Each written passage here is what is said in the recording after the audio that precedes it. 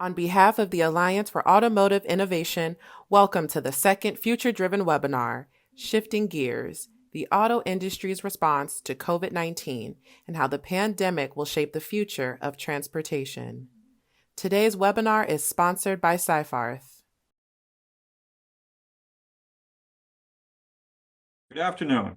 I'm James McGrath, and I chair Seyfarth's Litigation Department and co-chair our Franchise and Distribution Group.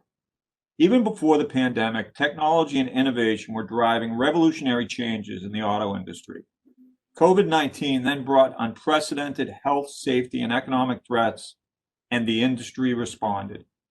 Seyfarth has been representing motor vehicle OEMs and other market participants for over 30 years.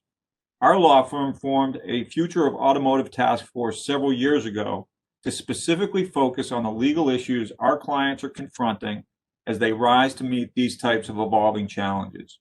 For these reasons, we were particularly pleased to sponsor today's exciting panel. Thank you for attending. Today's webinar will look at COVID's impact on the entire auto industry. We'll explore how the pandemic has reshaped the industry's future and what lasting implications we'll see for our industry, for our employees, and of course, for our customers. Here's how the auto community stepped in to help in the national response that's still underway.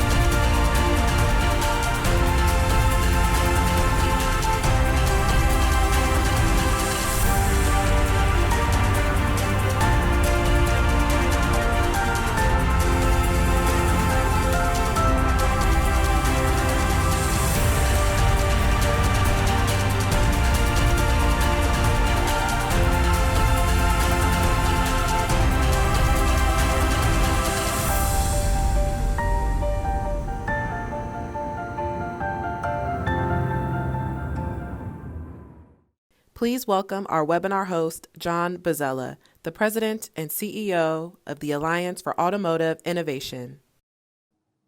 Welcome to our Future-Driven webinar, examining COVID-19's impact on the future of transportation.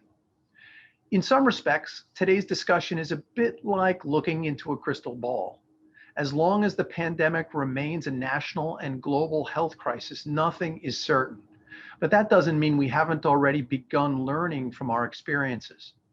Navigating the past 10 months has taught us a lot about ourselves, our nation, and of course, the auto industry. Think back to where we were a year ago right now.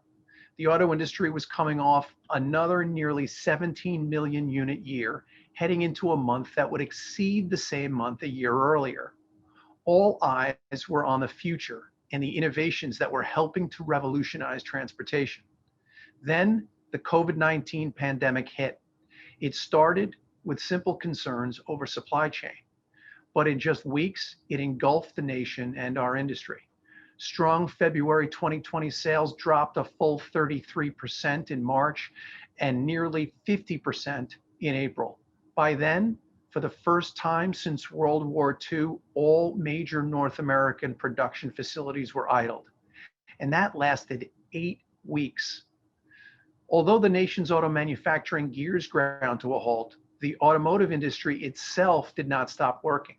Instead, we continued innovating. That video you just saw was a small window into the massive contributions of our companies and their employees to the national response.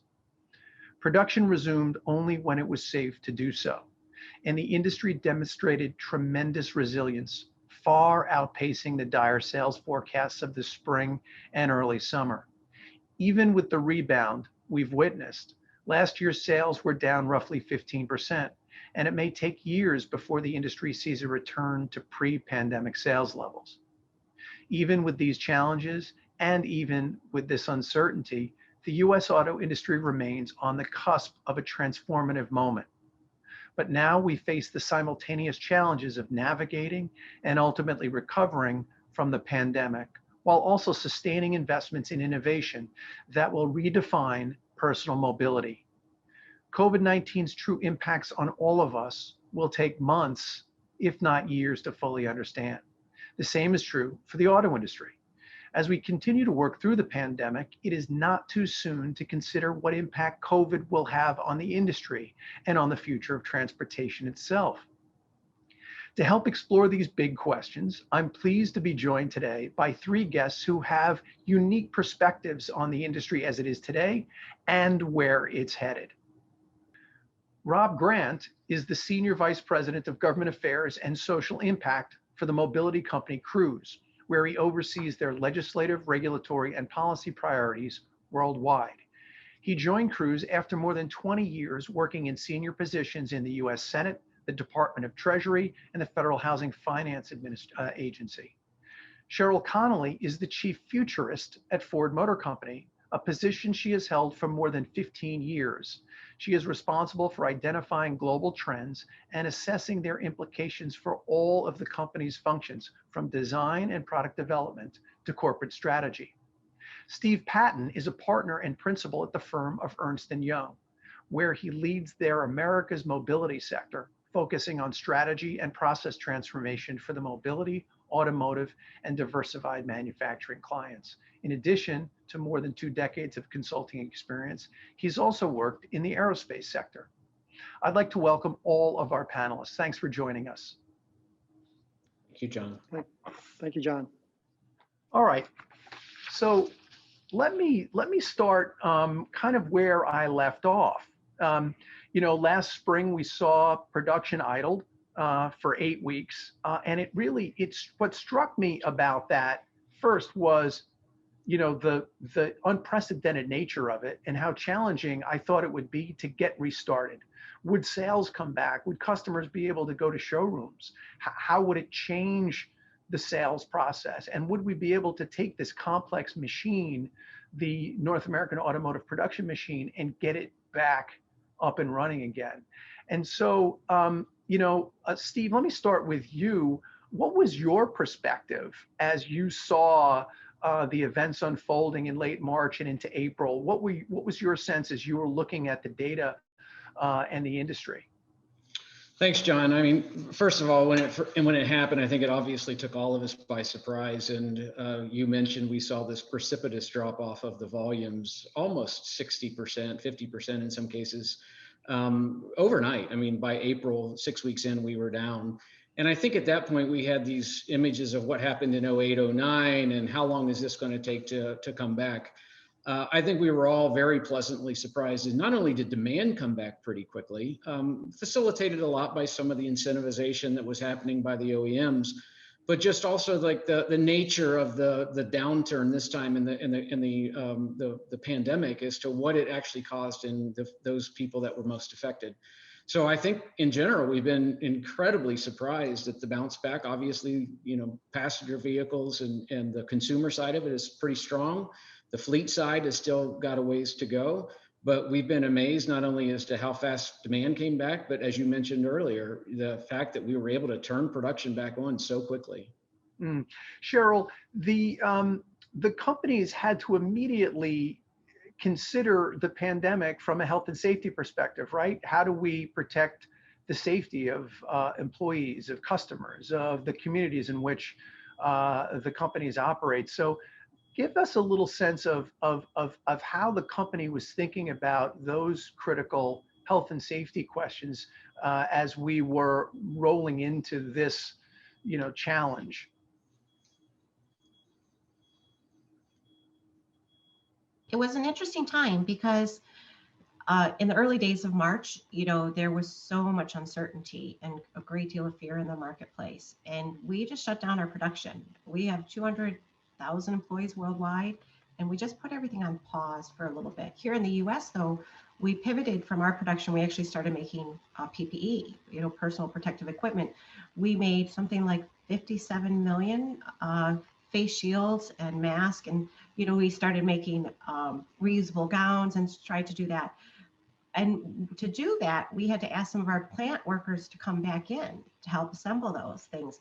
And when we did it, we worked with epidemiologists, scientists, and we put together a playbook about how to return to work, what steps we would put in place. We had a rigorous protocol, and we invested so much time and energy in that, that once we finalized it, we published it, because we knew there were a lot of other organizations that were going to be in exactly the same boat. Now, for people like me, where I'm not place dependent in terms of my work, I've been working from home since March. And I think the company pivoted really rapidly there. They did something that I thought was unprecedented. They basically just opened the doors and said, they did this called collect and clear, where we were invited to come in through phases and then take anything we needed. Take our laptop, take the chair, take the monitors, take whatever you needed to have at your home to be productive. And I think it's that sort of flexibility and that willingness to kind of lean in and trust that employees want to be as efficient and effective as they can, and they just need the tools to do so. Yeah, I want to come back to what it means for workplaces going forward, what we might be learning from COVID about the nature of work and how we work together. But to your point about the company producing critical medical devices and personal protective equipment, what is it about auto manufacturing, or about the companies, that allowed for that shift to take place? I mean, is it unique to the auto industry, or is it a combination of factors? What enabled Ford and suppliers and other OEMs to be able to do that transition as quickly as they did? So I think that it's not, I don't think it's unique to automotive, but I do know Ford Motor Company specifically has a history in this space. So dating back to World War II, where we pivoted and made airplanes and did other things to help support the military. So this wasn't unprecedented. What was, I think, unprecedented for us at this moment in time was how quickly, how nimble we were. We have a D Ford, which is our design lab, led by Jim Baumbeck. It falls within his organization, and they did this thing called Project Apollo. And the way that they pulled together so rapidly, these prototypes for the shields, the ventilators, the respirators, even as we go into 2021, we hope to distribute 100 million more masks to people in need. And so I think that's a big part of it. And you have to have people in your community to kind of figure out, like, where do you put that? And so the Ford Fund has been instrumental with that as well. Under the leadership of Mary Culler, that we have a big presence in Metro Detroit and Corktown. And so we reached out specifically to those communities and other at-risk communities and said, what can we do to help? And so I hear, it's precision manufacturing, it's logistics, it's supply chain. So it's a number of different disciplines and functions of the company that you were able to sort of bring to bear. Rob, I want to bring you in here because, there's also a question of business models. And as we think about the transformation that we were going through, are going through, but certainly before pandemic, we're already going through, more electrification of the fleet, for example, and more automation. So Cruise is leading the development of self-driving software. So what did the pandemic mean to a company like Cruise and other perhaps new entrants to the mobility space? Yeah, thank you, John, first for having me here. For Cruise, the pandemic really presented us with an opportunity to explore in real depth how we might use our vehicles in different use cases. So what I mean by that is particularly with delivery of service, right? So we've all become familiar with the term contactless delivery since the pandemic has begun. But that was not really a word associated with automation and innovation a year ago. So, our fleet, when we first encountered the pandemic, we grounded the fleet. We said testing, and we needed these protocols. We looked at the Ford protocols that they put out, which were super helpful. And so I thank Ford and Sheryl for that. But what we saw was this demand in our home community of San Francisco of this surge in demand for those who needed food, who needed groceries to meet their basic needs. And we have this fleet of vehicles that was grounded, and we said, well, how can we help? We can kind of separate out the need for human interaction with delivering these services to people in need.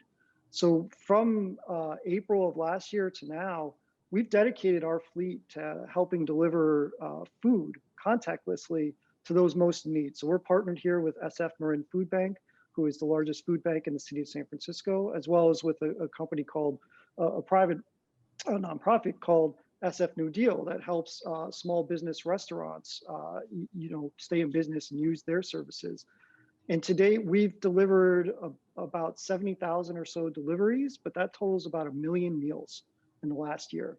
And so, contactless with all of the protections in place from both when the food is prepared all the way to when it's delivered. And this is having a real huge benefit to our community. 80% of those deliveries go to people living below the poverty line. And so not only is it a good thing, but I'll end with this. It's also helped us show, one, the potential for the technology. We talk about accessibility with this technology, safety, sustainability, but now we're talking contactless delivery. And that has also helped us, by doing good, get the attention of a new partner of ours in Walmart. So we have a strategic partnership to develop this contactless delivery to those consumers and our consumers going forward as well. Interesting. Sheryl, so you look at trends all the time, right? You're looking out into the future and you're assessing trends. And it's Rob's discussion about the business model of driverless movement of packages and people seems to have, in some ways been validated by the pandemic. Do you think that this trend it would accelerate as a result of the pandemic? Do we expect that these types of business models will find more prominence as a result of what we've been through so far? Is that what you're seeing?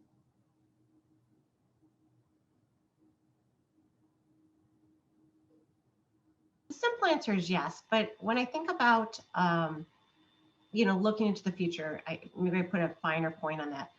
I can't predict the future, but we can track trends in social, tech, economic, environmental, and political arenas, because these, of course, are the forces that will shape consumer values. And we've long been interested as a company about people's appetite in autonomous vehicles. And we know geographically it varies widely. For instance, China and India, they're at the top of the list. About 80% of survey respondents say they're hopeful for an autonomous future. But when you look to the West, the US, the UK, even Germany drops down to, I think, one of the lowest at about 45-50% of people saying they're hopeful. And so I think it depends on what you're thinking about when you talk about autonomous vehicles. For a lot of people, they're talking about, am I riding in it? Am I the occupant of that vehicle?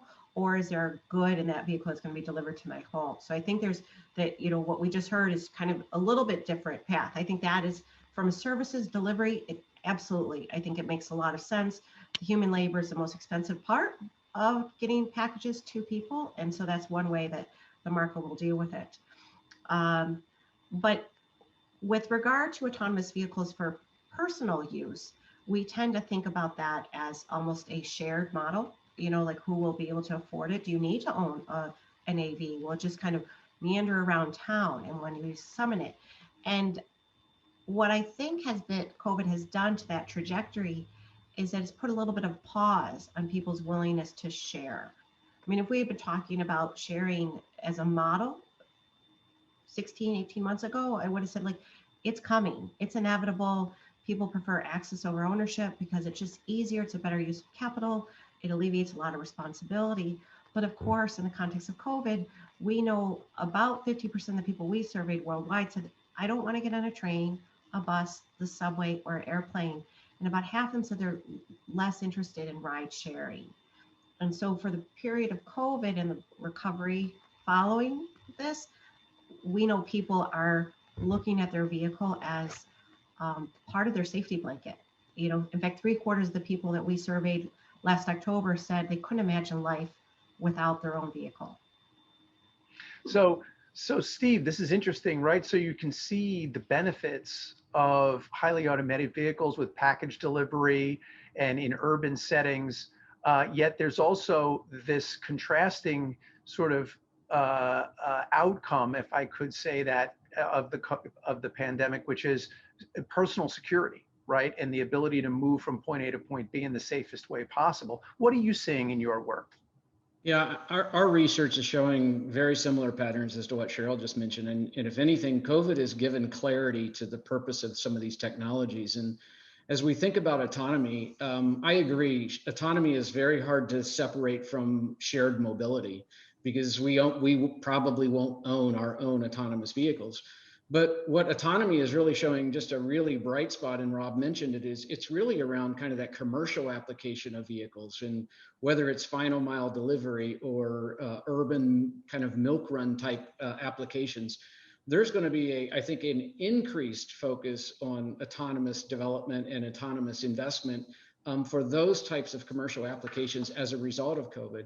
So I think it's nothing but a positive trend there. EV, on the other hand, I think we're going to see even more acceleration in the EV from a personal standpoint. Not necessarily because of COVID, but because of the investments now maybe have been paused, as Sheryl said, in autonomy, that probably frees up some capital for us to go think about the EV. And with new administrations here in the US, I think we're going to get nothing but a booster shot here on the EVs. You know, you raise an interesting point, Steve, right? The amount of capital required across the industry to weather the pandemic and respond to both the public health aspects of it and the immediate health and safety aspects of it, but also to contribute, as Sheryl said, you know, referring to arsenal of democracy, perhaps arsenal of pandemic, to be able to respond and contribute. That's an enormous amount of capital. And yet what we're seeing is, it sounds like what you're saying is there still is the ability for the companies to continue to invest in these transformations, whether it's AV or EV. You know, when we look at the EV space, let's stick with that for a little bit. Where do you see that the investment focus right now? You know, when we think about not only the auto industry, but investment more broadly, is it, and where do we need to be going to ensure that that investment pays off? Yeah, I mean, I think clearly the investment is very strong in EV right now, and you're seeing that by the influx of these new entrants into the market around electric vehicles and brand new OEMs that don't have any legacy infrastructure. And so there's enormous amounts of investment there. You see a lot of the SPAC deals around where the capital is coming into these companies. But you're also going to see continued investment in, you know, the batteries and the technologies that are going to support these electric vehicles. And so we see just, I mean, we're talking trillions of dollars of market opportunity in the next few years. And so when EV really got started, it was more of like an altruistic kind of pursuit around how do we think about EV's contribution to environmental concerns. But with battery technologies continuing to get developed, the density of these batteries getting better, and the overall cost of the vehicles coming down as a result, it's now becoming a financial decision around purchasing EVs. And once you get to the financial, trigger, that threshold, I think there's no stopping it, right? We're going to all see the conversion of ICE vehicles over to electric vehicles in the very near future. And again, it just feels to me like there's been, in this case alone, some acceleration into this transference into EV as opposed to ICE. So I love seeing the developments that are happening right now and the focus on EV, where it has been a little bit slow to come, but it's here in full force right now. And the what we're seeing is certainly more investment here in the United States. Obviously, Sheryl and Rob are working for companies that are based here in the United States. What do you both see with regard to workforce? When I think about, for example, the Biden administration coming into office and looking at the intersection, for example, of emissions reductions, as well as the importance of encouraging American jobs, the development of American jobs. How should we think about this technology and its impact on the U.S. workforce? Yeah, if it's okay, I'll start. Yeah, Rob, please. I think really what we see here is a great opportunity for the industry and for American jobs. Right. So currently the auto industry is an employer of over 10 million folks. It's 3.5% of GDP. It's extraordinarily important to our economic security and our national security. I think with the Biden administration and their philosophy of Build Back Better, they want to transition and help this transition to EV, right? Both for its sustainability goals, but also because of its job creation, right? There's a tremendous amount of infrastructure, of manufacturing jobs that go along with building out all that is required to make EVs a real presence on American roads right now. So it's not only beneficial for climate policy, but for economic policy. And I think furthermore, automation plays right into EVs, right? So from our perspective, electric vehicles, they have less parts, they're easier to automate. They are a real kind of point in time where we say going forward, from a Cruise perspective, all AVs should be EVs. There should be no reason that they are not EV. And so I think there's a real colliding of philosophies, both from the business end and from the government end, that are all swimming and pushing in the right direction. And we can all benefit if we get on the same page. So the vehicles that I see that are Cruise vehicles moving around San Francisco that are highly automated vehicles, those vehicles are also EVs? They are. So we use all electric Bolts as our platform. And we introduced about a year ago the vehicle of our future. It's called the Origin. It's all electric, built upon the Ultium battery that GM has put together. So we really do believe that the future of AVs is EV. And we do believe this aligns very well with the current administration. Sheryl, so Ford has made a big stake in an EV future. And obviously, as an American company, a substantial workforce across the country. How do you see the workforce opportunities, and what should we also be thinking about in terms of making sure that the workforce today is also the workforce of tomorrow, that we have an opportunity to continue to develop the workforce here in the United States? There are a couple ways to tackle that question. So I'll first start talking about EVs specifically. So we are, as a company, are all in on EVs. I think we're changing our entire portfolio to line that up, and you can see our faith in it just by the vehicles that we've chosen to take into the electric realm. The beloved Mustang, the F-150, and the Transit, the commercial van. These are the cornerstones of our brand, and so they're the ones that we don't want to undermine its legacy. And so it's really exciting. And the Mustang Mach-E is really interesting. It's a sport utility vehicle, and it's an interpretation of the Mustang. And it's our first all new kind of all electric vehicle. And I think that badging taught people that you can't have mileage of muscle. Like, it's reconceiving the notion about what an electric vehicle is. Because I think lots of people think, oh, there's so many trade-offs. And most customers, I think 48% of Americans say they'll only take on sustainability initiatives if the inconvenience to them is small or non-existent. And so it's up to us, the manufacturers, to explain to them, that there is no trade-offs. What are the true benefits of it?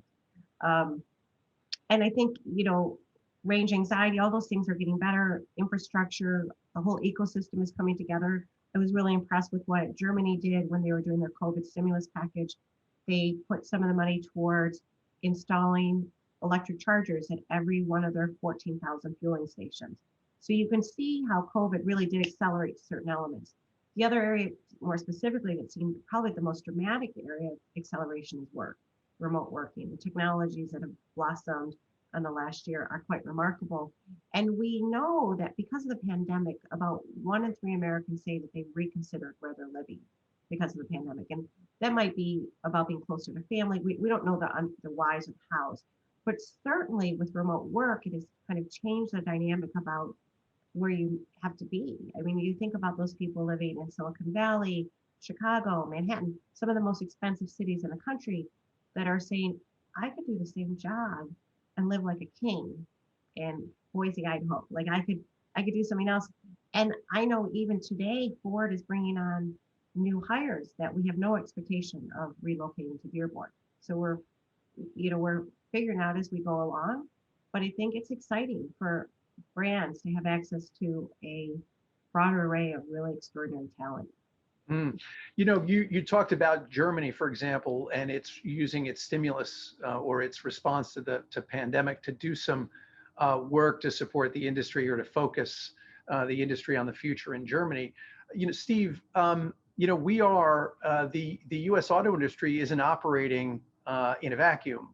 There are other major auto manufacturing and innovation hubs around the world, whether it's Europe or China, Japan, other South Korea. And there's in many ways kind of a technology competition going on.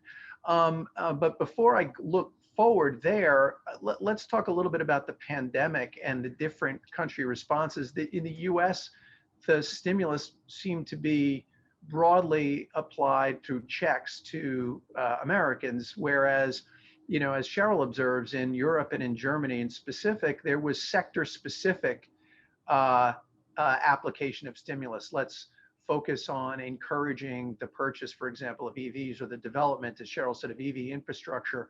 What are the implications for those different approaches that different countries have taken for the industry, which is, of course, global?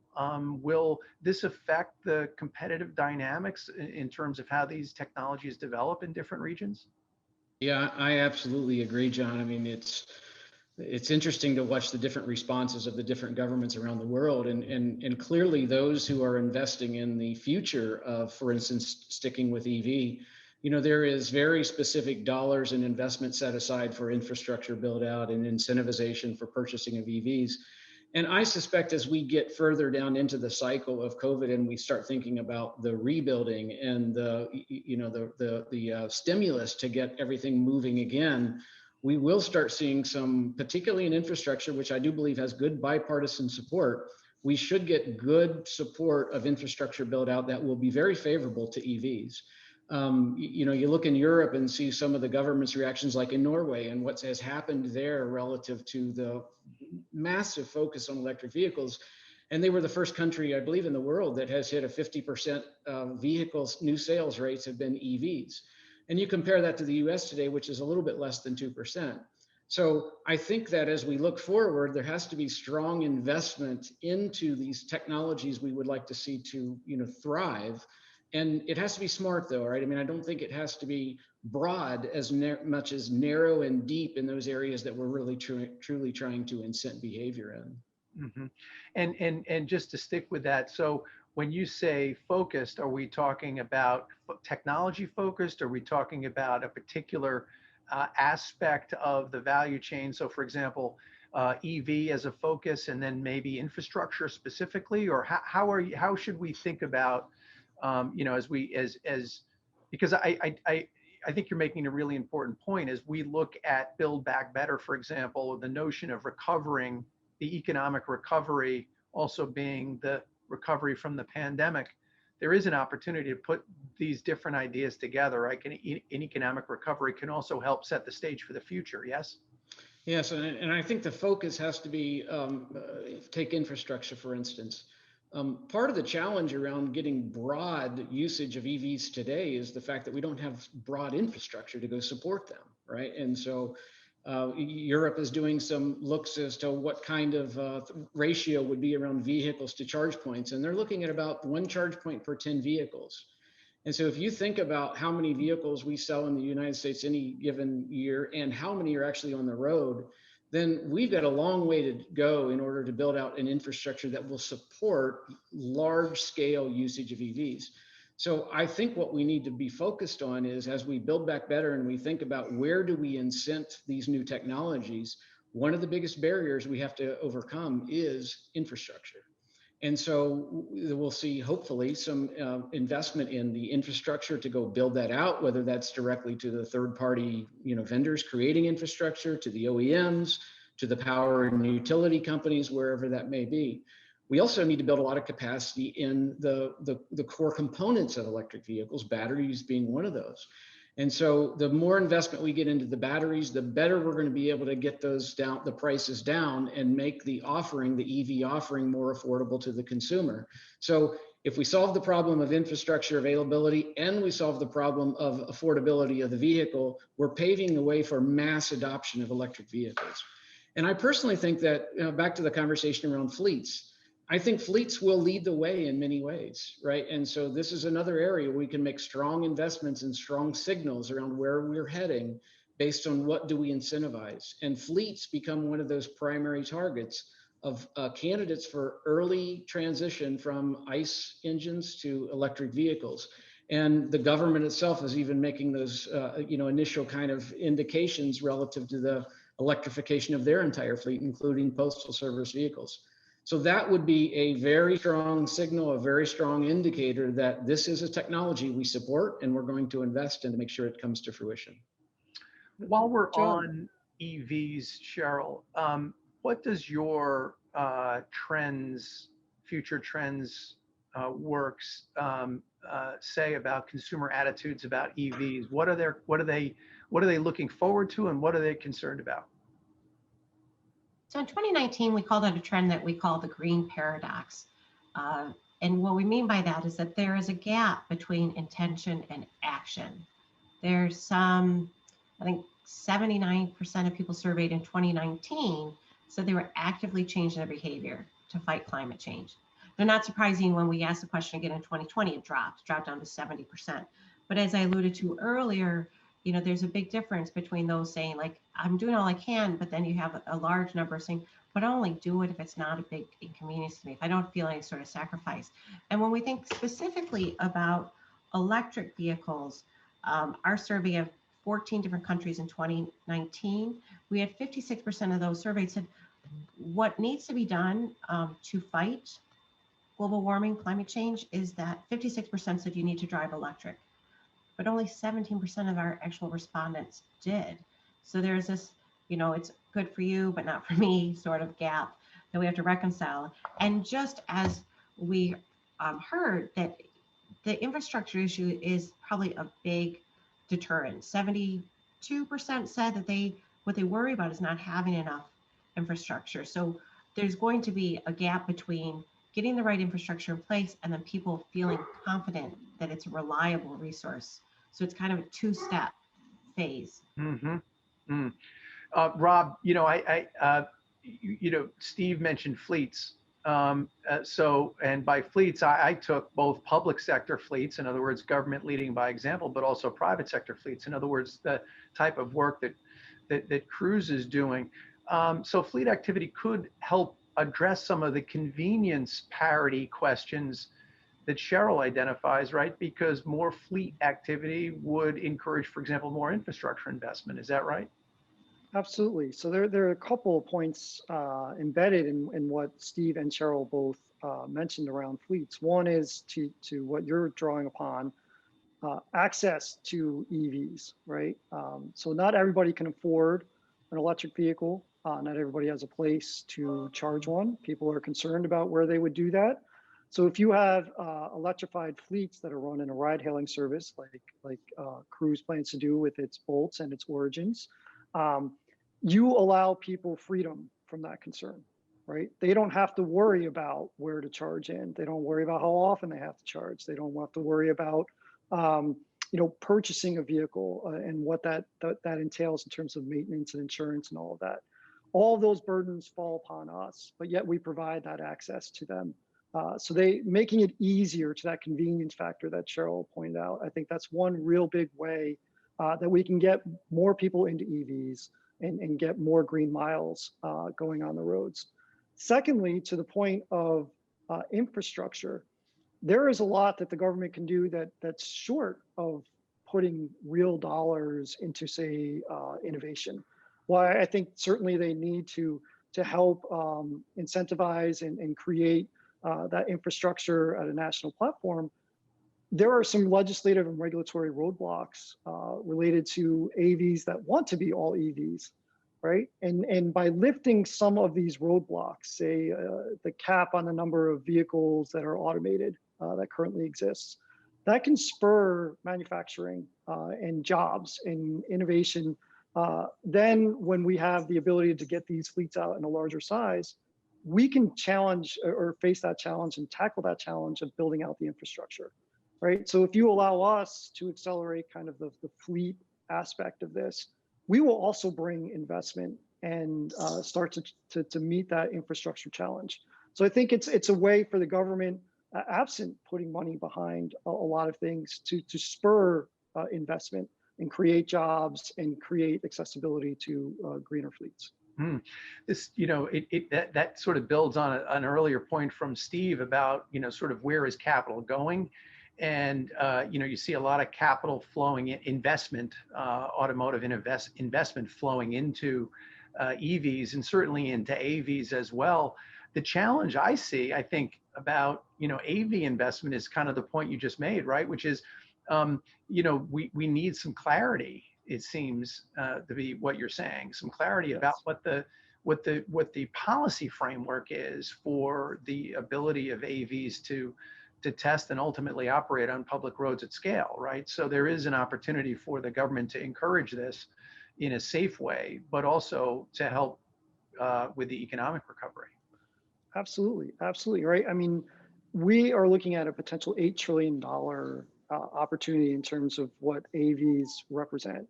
With that comes jobs, with that becomes leadership in areas such as supply chain and leadership in digitalization, electrification, privacy, all of this. And this can be spurred on by the government by setting a clear policy to allow these types of technologies to develop and deploy. And that doesn't require money. That requires just some clarity and will to do it. And so I think that's one of the things where I see real potential to unleash an economic stimulus without actually having to put American government dollars behind it. And, Steve referenced this related to EVs. This is happening in other countries, right? And other automotive innovation hubs around the world, for lack of a better term. Is there a concern in your mind, Rob, that if we don't get alignment between investment, development, and innovation and the policy framework, that this innovation will take place elsewhere? Absolutely, absolutely. I mean, we're seeing this. It's a global competition right now. And it is so because there are so many potential benefits that come from this technology. So particularly out of China, where they have really put a lot of government backing and support to this innovation. And so I look at this like the last few decades when we have relied upon a foreign superpower to kind of lead an innovation, we've had some difficulties we've run into. Look at the OPEC crisis in the 70s, where we relied upon oil from the Middle East. Look at even in 2020, where we had these challenges gaining PPE, right? American leadership in these areas, particularly in innovation and areas that are so central to our economy, like automotive industry, it's absolutely critical for us to maintain leadership. And I think leadership in terms of not only the jobs it creates, the innovation, but also the other policies that flow from it in terms of privacy, digitalization, national security, things of that nature. Steve, Sheryl, if we add the EV component to this, and if I have my data right, the U.S.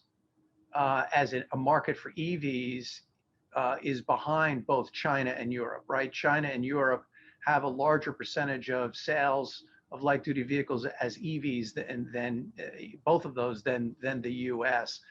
Similar competitive concerns there, and is part of what's happening in China and Europe a result of synergies between industry and policy? And if that's the case, what should we be doing here? Steve, I'll start with you. Okay. Yeah, I mean, obviously, I think there is very clear linkage between policy and public policy and what's happening in the industry. And I think Europe overall right now is about 10%. Like I said earlier, we're only about 2%, a little bit less than 2%. And so I do think that there is some kind of a collaboration that needs to happen around what behaviors are we trying to incent, and then making sure the products are there to support that. One of the challenges in the U.S. has been the number one market segment in the U.S. is light duty truck. And to this point, we really haven't had a real strong presence in electrified vehicle offerings in that segment. And so what we see now of not only the traditional OEMs, but certainly some of the emerging OEMs and the EV manufacturers is very clearly targeting that segment of our US market. And that market doesn't exist nearly as strongly in Europe or in China. And so I think that little bit of the uniqueness around what's the American consumer looking for And now the the focus on making offerings into that segment will also help drive the overall volume of EV sales as a percentage of the total sales as well. Yeah, and Sheryl, that has to be one of the reasons why the Mustang E looks like it looks, right? It's looks to me smack dab at the middle of where the market is today in the United States, right? Absolutely. I mean, I think we as a company have so much to thank Bill Ford for, because he is, our chief, our chair of our board, and he says that he's got two great passions. One is a love of automobiles, and the second is a love of the environment, all things related to nature. And he spent his 40-year career trying to reconcile these two things. And it's funny because he gave a speech almost a decade ago, and he talked about when he first joined the company, he was originally coached to not associate with any known or suspected environmentalists. And so he's really stuck it out. But I think that we've been really consistent in our vision about this space. And as an organization, we believe in the perils that will come with climate change. And it's why Ford was the only full-line American automaker to stand with the Paris Agreement, even as the country moved away from it. I mean, we were the only OEM to support California and to adopt its stronger greenhouse gas standards that they had put in place for the nation. And so I think that has been a part of it. EVs are part of our plan of getting there, but it's going to take other things. I mean, we have to look at how we manufacture, what are our goals in this space, and you can see that we're really kind of changing all of our hopes in that space. By the year 2050, we hope to be carbon neutral. By 2035, we hope to use all locally sourced renewable energies. And by 2030-ish, I think we're hoping to move away from all single-use plastics. I mean, today, we even do stuff like we recycle coffee beans with McDonald's. We did an experiment years ago with Heinz Ketchup, trying to take the tomato skins and convert them into wiring harnesses, mushrooms, recycled denim. So I think this is a space that we're really comfortable in, and EVs, one of the most important prongs of getting us to where we need to go. Great. Now let's look into the future. I know, Sheryl, you have a really nice crystal ball, and Steve has one too, and I think Rob does certainly. So we talked a little bit about some of the trends we've seen during the pandemic. People working from home, for example. We're obviously doing this conference remotely, when in the past we'd be in one room together. Certainly there have been fewer miles traveled during the pandemic in personal vehicles. What do we think this means for the industry? What of those trends will stick around? What of those trends will fade away? Will the fleet turn over as rapidly as it has in the past, or will people hold on to their vehicles longer? Help us understand some of the things we're seeing now, and what do we think that means as we go through the pandemic and hopefully into a post-pandemic period? Sheryl, I'll start with you.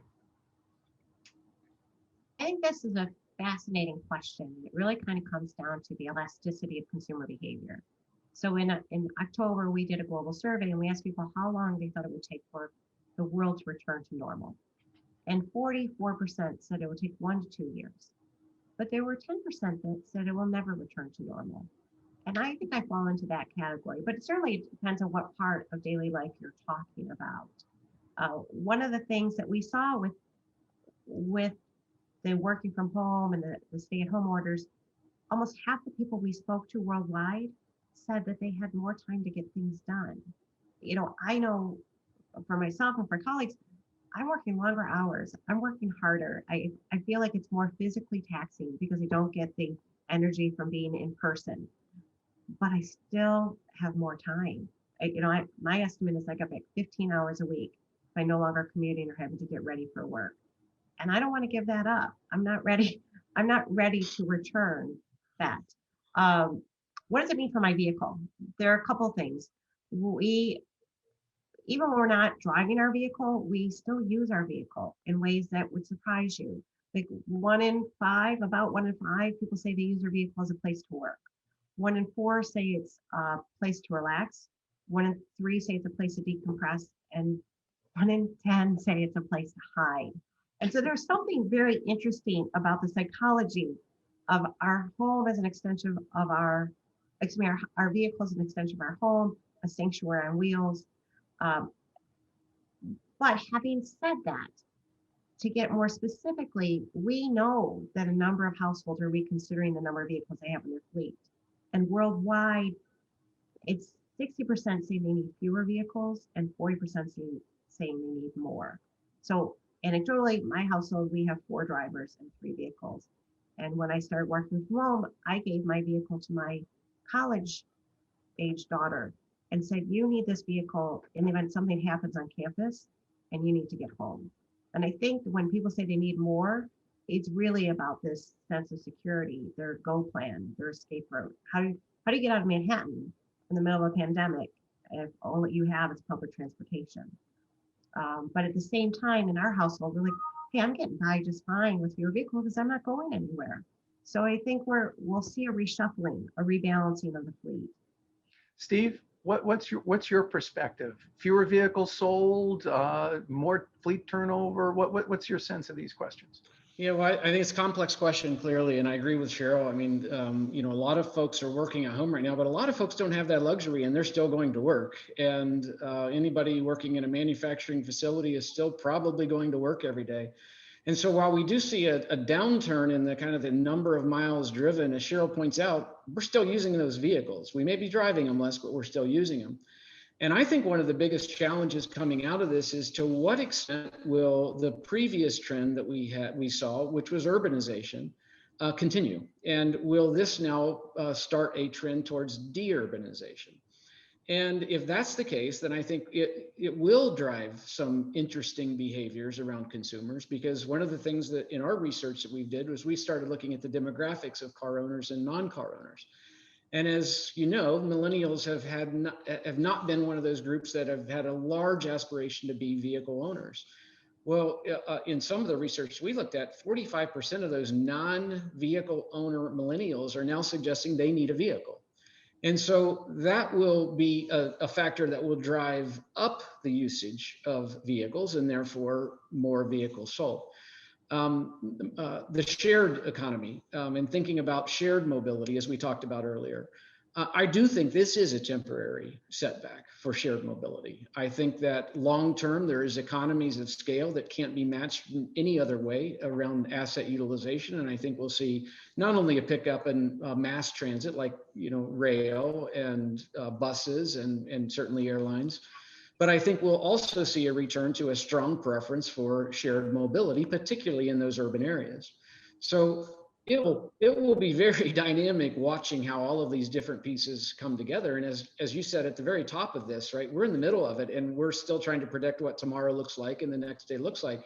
And we'll have to watch these trends. And for that reason alone, we're starting to do these same kind of surveys on a very repetitive basis to see how consumer sentiment is changing around the desire for asset ownership, vehicle ownership versus where it's at maybe today. Mm-hmm. Rob, your perspective. Yeah, I think from my perspective, one thing that a trend that's actually gotten worse is we've touched upon here, vehicle miles traveled are down, but vehicle deaths are up comparatively. And so what that says is that while human behavior can change in terms of what it wants to purchase or own or not, some of those behaviors on the road remain constant and are getting worse. So from our perspective, as someone who's developing technology to kind of eliminate those human behaviors or misbehaviors, such as drunk driving, fatigue driving, distracted driving, and who isn't distracted nowadays with all that's going on, we see the increasing need ever more so for the technology that we're developing to bring increased safety to the roads. In terms of where consumer preferences are going, I think part of what makes the automotive industry so dynamic and so flexible is that as we move forward, we're going to see this increasing mix of consumer sales. People will always want to own vehicles, I believe, and looking at mobility options.